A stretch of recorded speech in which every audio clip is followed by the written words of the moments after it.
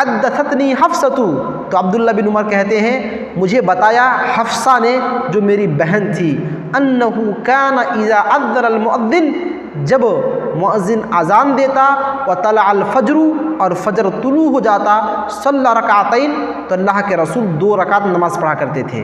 السلام علیکم ورحمۃ اللہ وبرکاتہ۔ بسم اللہ الرحمن الرحیم۔ محترم سامعین اور ناظرین کرام، العزیز کے درس نمبر 54 میں آپ تمام لوگوں کا استقبال ہے۔ سامعین کرام، آج کا سبق شروع ہو رہا ہے صفحہ نمبر 111 سے، جس کا عنوان ہے صلاۃ التطوع، سنن اور نوافل کا بیان۔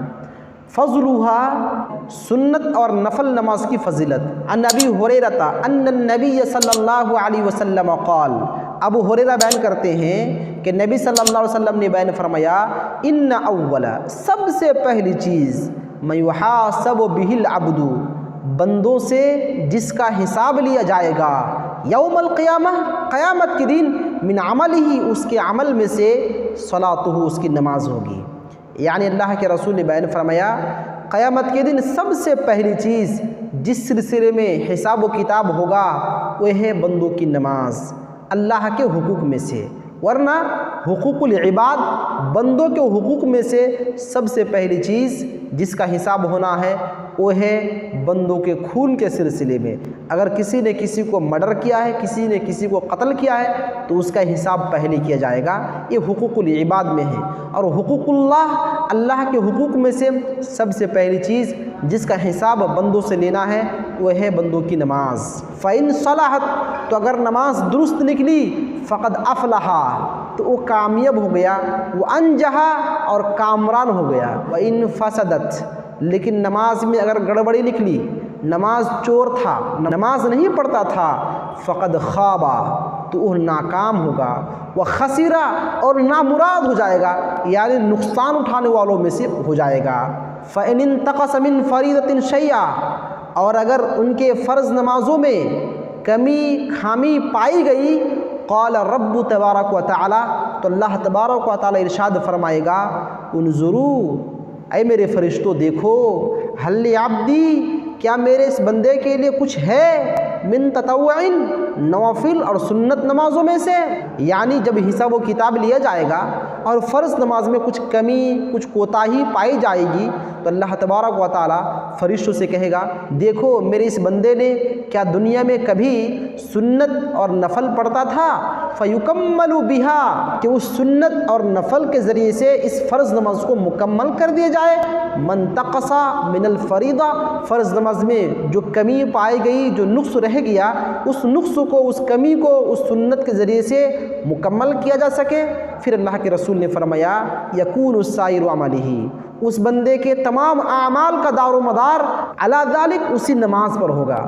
یعنی اللہ کے رسول نے واضح کر دیا کہ قیامت کے دن سب سے پہلے بندوں سے حقوق اللہ میں جو حساب لیا جانا ہے وہ ہے نماز۔ اگر نماز درست ہوگی، نماز کو صحیح ڈھنگ سے ادا کیا ہوگا، تو فقد افلح و انجح، وہ کامیاب ہو جائے گا اور جہنم سے بچ جائے گا۔ لیکن اگر اس کے پاس سنت اور نفل نماز نہیں ہوگی، سنت اور نفل کا اہتمام نہیں کیا ہوگا، تو ان کی فرض نماز میں بھی کمی اور کوتاہی رہ جائے گی، نقص رہ جائے گا، جس کی وجہ سے ہو سکتا ہے اس کو جہنم میں جلنا پڑے۔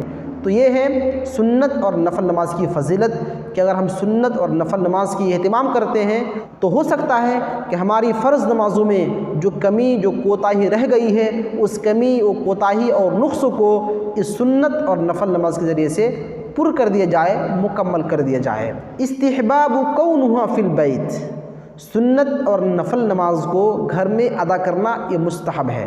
عن جابر قال، جابر رضی اللہ تعالیٰ عنہ بیان کرتے ہیں، اللہ کے رسول صلی اللہ علیہ وسلم نے بیان فرمایا، اذا قضى احدکم الصلاۃ، تم میں سے کوئی بھی شخص جب نماز مکمل کر لیتا ہے، فی مسجدہ، اپنی مسجد میں، فلیجعل لبیتہ، اسے چاہیے کہ اپنے گھر کے لیے بھی رکھ دے، نصیباً، ایک حصہ، من صلاتہ، اپنی نمازوں کا۔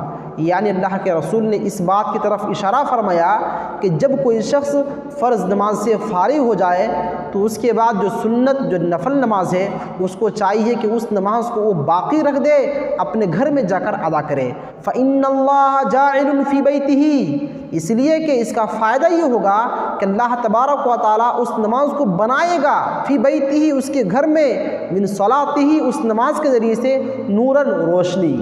تو گوئے کہ سنت اور نفل نماز گھر میں ادا کرنا ایک خیر و برکت کا ذریعہ ہے۔ وعن زید بن ثابت، زید بن ثابت بیان کرتے ہیں، ان النبی صلی اللہ علیہ وسلم قال، نبی صلی اللہ علیہ وسلم نے ارشاد فرمایا، علیکم بالصلاۃ، تم پر نماز پڑھنا واجب ہے، فی بیوتکم، تمہارے اپنے گھروں میں، فإن خیر صلاۃ المرء، اس لیے کہ آدمی کی نماز میں سب سے بہترین نماز فی بیتہ، اس کے گھر میں ہوتی ہے، الا الصلاۃ المکتوبہ، مگر فرض نماز کے علاوہ۔ تو اللہ کے رسول نے واضح کر دیا کہ فرض نماز مسجد میں با جماعت ادا کرنی ہے، اور اس کے علاوہ فرض سے پہلے، فرض کے بعد جو سنتیں ہیں ان نمازوں کو گھر میں ادا کرنا مستحب ہے، بہتر ہے۔ انواعها، سنت نمازوں کی قسمیں۔ صلاۃ التطوع قسمان، سنت اور نفل نماز کی دو قسمیں ہیں، مطلقۃ، نمبر 1 مطلق، و مقیدۃ، نمبر 2 مقید۔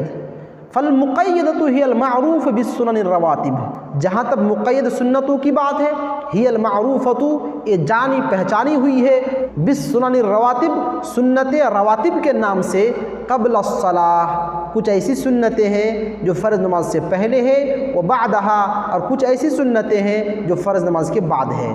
وہی قسمان، اور اس کی بھی دو قسمیں ہیں، مؤکدۃ، نمبر 1 سنت مؤکدہ، وغیر مؤکدۃ، اور نمبر 2 سنت غیر مؤکدہ۔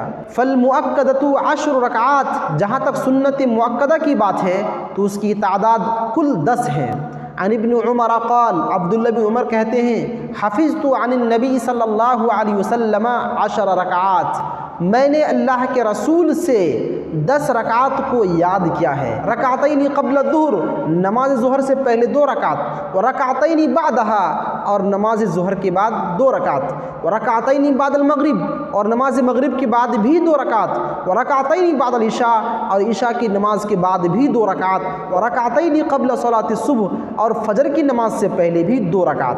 تو گوئے کہ ظہر سے پہلے 2، ظہر کے بعد 2، 4، مغرب کے بعد 2، 6، اور عشاء کے بعد 2، 8، اور فجر کی نماز سے پہلے 2، 10 رکعت۔ تو اس حدیث پاک میں 10 رکعت کو بیان کیا گیا ہے۔ وَكَانَتْ سَاعَةً، اور وہ ایک ایسا وقت تھا، لَا يَدْخُلُ عَلَى النَّبِيِّ صلی اللہ علیہ وسلم فِيهَا، جس وقت پر اللہ کے رسول کے پاس حضرت عبداللہ بن عمر نہیں آتے تھے۔ فَحَدَّثَتْنِي حَفْصَةُ، تو عبداللہ بن عمر کہتے ہیں مجھے بتایا حفصہ نے، جو میری بہن تھی، أَنَّهُ كَانَ إِذَا أَذَّنَ الْمُؤَذِّنُ، جب مؤذن اذان دیتا، وطلع الفجر، اور فجر طلوع ہو جاتا، صلی رکعتین، تو اللہ کے رسول 2 رکعت نماز پڑھا کرتے تھے۔ تو گوئے کہ اس حدیث پاک میں 10 رکعت سنتوں کو پڑھنے کی بات کہی گئی ہے۔ وعن عائشہ رضی اللہ تعالی عنہا، اور عائشہ رضی اللہ تعالی عنہ بیان کرتی ہے، ان النبی صلی اللہ علیہ وسلم کان لا يدع 4 قبل الظہر، اللہ کے رسول کبھی بھی نماز ظہر سے پہلے 4 رکعت سنتوں کو نہیں چھوڑتے تھے، ورکعتین قبل الغداء، اور فجر کی نماز سے پہلے 2 رکعت جو سنت ہے، اس سنت کو کبھی بھی آپ نہیں چھوڑتے تھے۔